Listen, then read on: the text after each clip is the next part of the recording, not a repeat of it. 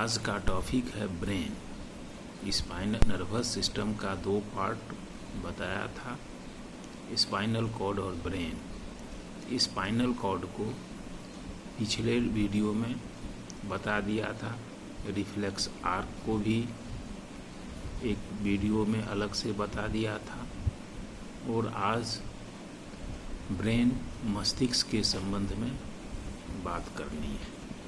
तो मस्तिष्क जो है वह सिर की खोपड़ी यानी स्कल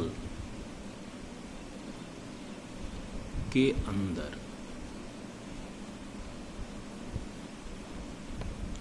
सॉफ्ट नर्व टिश्यू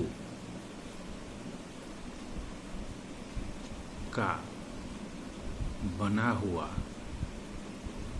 एक एडवांस स्ट्रक्चर है जिसे मस्तिष्क कहते हैं। इसे एनसिफलॉन भी बोला जाता है।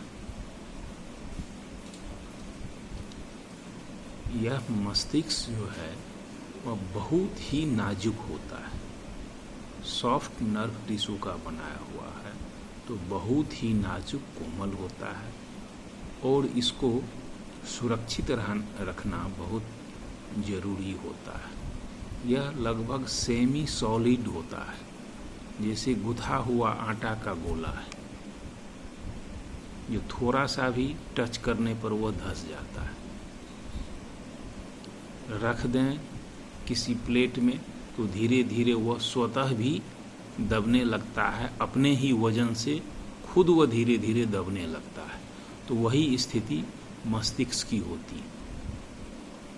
प्रकृति ने मेनिंग्स और वेंट्रिकुलर सिस्टम द्वारा इसको सुरक्षित रखा है। अब ये मेनिंग्स क्या है और वेंट्रिकुलर सिस्टम क्या है? तो मस्तिष्क जो है वह टफ कनेक्टेड टिश्यू से ढका हुआ है, जिसे मेनिंग्स कहते हैं। इस मेनिंग्स का 3 लेयर होता है। सबसे ऊपर वाले लेयर को डोरामेटर बोलते हैं। उसके बाद जो सेकेंड लेयर होता है उसको एरेक्नोइड मैटर बोला जाता है, और सबसे नीचे का जो भाग है उसे पाया मैटर बोला जाता है। तो पाया मैटर जो होता है सो मस्तिष्क में एकदम चिपका हुआ रहता है, सबसे सटा हुआ रहता है, और डूरा मैटर सबसे ऊपर का भाग हुआ, और उसके बाद एरेक्नोइड मैटर आया।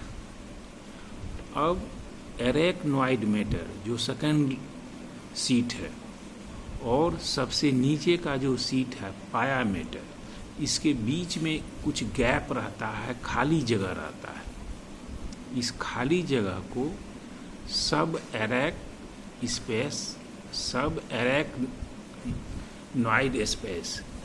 एरेक्नोइड स्पेस के बाद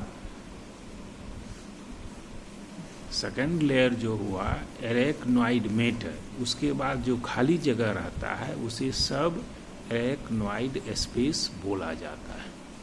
और उसके बाद पाया मैटर और ब्रेन है। तो यह जो खाली जगह है एरेक्नोइड स्पेस, इसमें सेरिब्रोस्पाइनल फ्लूइड भरा हुआ रहता है, और हमारा मस्तिष्क उसमें और स्पाइनल कॉर्ड दोनों उसमें तैरता रहता है। तो अब इससे ज़्यादा सुरक्षित क्या होगा? अब जो है सो 2 लेयर ये लिक्विड हो गया, मस्तिष्क है, उसके ऊपर एक पाया मैटर है, उसके बाद सेरिब्रोस्पाइनल फ्लूइड है, फ्लूइड के ऊपर एरेक्नोइड मैटर का सीट है, उसके ऊपर डोरा मैटर का सीट है। तो कोई भी मस्तिष्क पर अगर आघात आएगा, कोई भी चोट होगा, इंजरी होगा, तो स्कल जो है खोपड़ी वो तो जो झेलता है, उसके बाद डोरा मैटर, फिर एरेक्नॉइड मैटर है।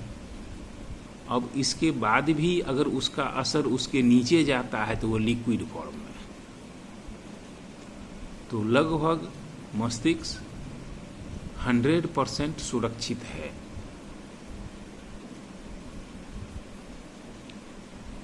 इस 3 लेयर्स और सेरिब्रो स्पाइनल फ्लूइड के चलते। ये तो ऊपरी आघात की बात हुई। अब मस्तिष्क घूमने फिरने की चीज है, ऐसे घूमता है तो इसमें मूवमेंट होता है, तो कभी कभी झटके का भी मूवमेंट आता है। तो नट बोल्ट की बात तो छोड़ दीजिए, अगर बॉल बेरिंग पर भी कोई सेट रहता है, उसमें झटका लगता है तो वो क्षतिग्रस्त होता है। तो यहाँ बॉल बेरिंग भी नहीं, सिर्फ लिक्विड में वो तैर रहा है। तो जोर का झटका भी अगर लगा, कोई भी गति मूवमेंट आया, तो उससे कोई खास फर्क मस्तिष्क और स्पाइनल कॉर्ड पर नहीं पड़ता है। अब बात आई वेंट्रिकुलर सिस्टम का। तो सिस्टम है मतलब एक से अधिक चीज का ये सेट है।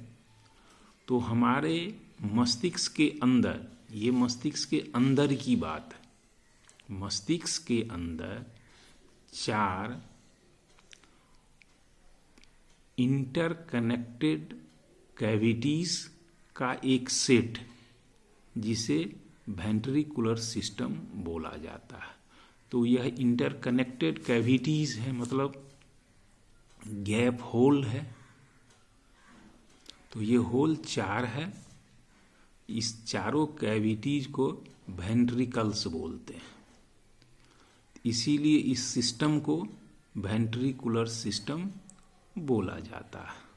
तो 4 जो वेंट्रिकल्स हैं, उसमें 2 को लेटरल वेंट्रिकल्स बोलते हैं। तो लेटरल वेंट्रिकल्स 1 हो गया, लेटरिकल वेंट्रिकल 2 हो गया, उसके बाद 3rd वेंट्रिकल और 4th वेंट्रिकल। तो लेटरिकल वेंट्रिकल्स जो 2 हो गया, तो एक लेफ्ट हेमोस्फेयर में है और एक राइट हेमोस्फेयर में है। उसके बाद जो वेंट्रिकल 3rd वेंट्रिकल है, वह मिड ब्रेन डाइनसेफ्लोन में है, और 4th वेंट्रिकल जो है वह हाइंड ब्रेन में है। अब ये चारों वेंट्रिकल्स इंटरकनेक्टेड हैं। लेटरल वेंट्रिकल जो है, वेंट्रिकल वह 3rd वेंट्रिकल से अटैच है, और 3rd वेंट्रिकल जो है वह एक डक्ट के द्वारा, नली के द्वारा 4th वेंट्रिकल जो हाइंड ब्रेन में है उससे अटैच है। और इस डक्ट को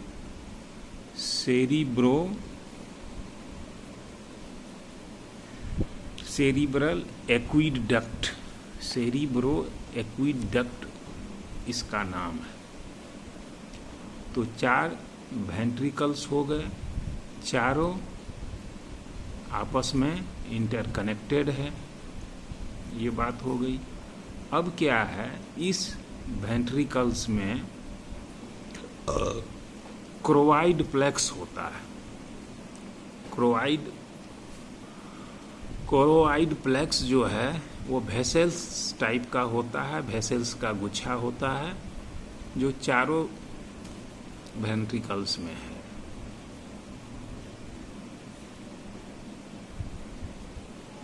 अब इसका काम है कि ये क्रोवाइड प्लेक्स सेरिब्रो स्पाइनल फ्लूइड को सेक्रेट करते हैं, जनरेट करते हैं, प्रोड्यूस करते हैं। और यह लेटरल वेंट्रिकल्स से थर्ड वेंट्रिकल्स में आया, थर्ड वेंट्रिकल्स से फोर्थ वेंट्रिकल्स में आया, और फोर्थ वेंट्रिकल्स के बाद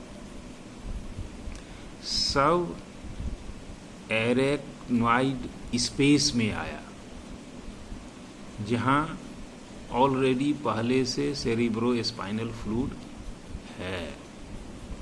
अब वहां आकर के ये ब्रेन और स्पाइनल कोड पर ये सेरिब्रोस्पाइनल फ्लूइड फ्लो करता है, प्रवाहित करता है उसके ऊपर, उसको स्नान कराता है।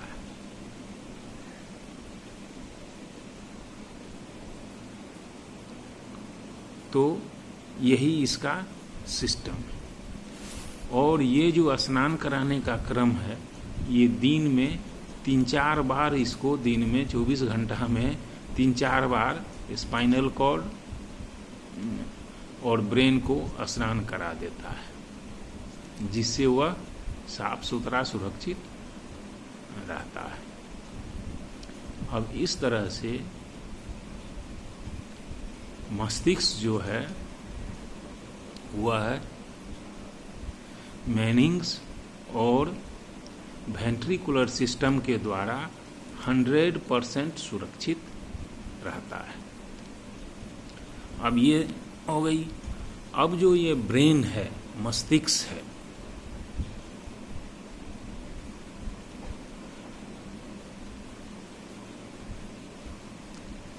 पहली बात है कि मस्तिष्क में जन्म के समय जितने न्यूरॉन्स रहते हैं, बाद में बॉडी में ग्रोथ होता है, उम्र बढ़ता है, एज बढ़ता है, लेकिन उसके संख्या में कोई वृद्धि नहीं होती है। केवल उसके साइज में वृद्धि होती है। जो न्यूरॉन्स हैं, नर्व्स हैं, उसकी लंबाई बढ़ती जाती है और उसके इंटरकनेक्शन सिनेप्स बढ़ते चले जाते हैं। और जैसे जैसे आदमी बढ़ता जाता है, उसमें नंबर ऑफ सिनेप्स जो हैं वो बढ़ते जाते हैं। अब पूरे बॉडी में, होल बॉडी में जितने नर्व्स हैं, न्यूरॉन्स हैं, उसका 90% सिर्फ मस्तिष्क में रहता है और बॉडी में सिर्फ 10% रहता है पेरिफेरल नर्व्स, और 90% स्पाइनल कॉर्ड और ब्रेन में ही रहते हैं। इसकी संख्या लगभग 10 अरब के आसपास होती है।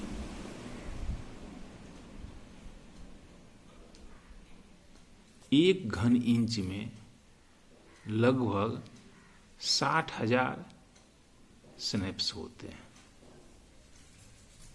और अगर एक नर्व की बात करें, सिंगल नर्व की, तो एक नर्व में 6,000 से 60,000 तक सिनेप्टिक रिलेशंस होते हैं। तो यह इतना जटिल कॉम्प्लेक्स संरचना है।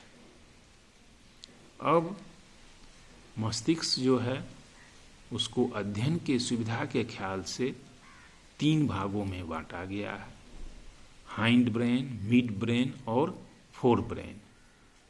अब इसकी व्याख्या हम अब अगले वीडियो में पार्ट वाइज या जितना संभव होगा एक वीडियो में उसको हम करेंगे। तत्काल अब इस वीडियो को यहीं क्लोज करना पड़ेगा, इससे ज़्यादा ये लोड नहीं लेगा। इसमें कहीं कोई दिक्कत हो, कोई परेशानी हो तो दोबारा आप पूछ सकते हो।